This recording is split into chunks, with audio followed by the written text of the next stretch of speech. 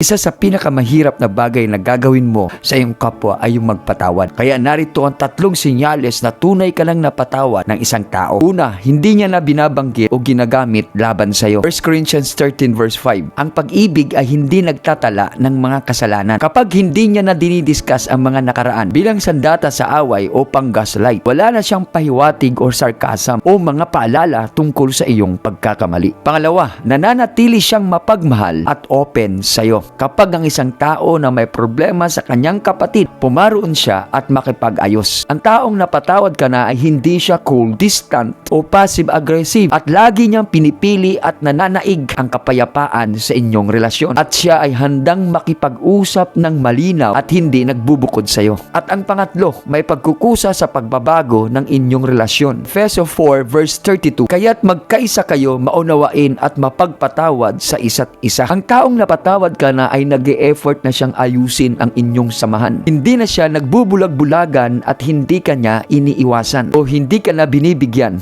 ng silent treatment. Kung nakakaranas ka ng mga ganitong senyales, magpasalamat ka at pangalagaan ang bagong pagkakataon na binigay sa iyo. At kung hindi pa, be patient at ipagdasal mo kasi ang pagpapatawad ay isang proseso yan. Hindi lahat ay agad-agad nakaka-move on. Ngunit sa iyo na nakapagpatawad na, nadaig mo na ang masama ng mabuti.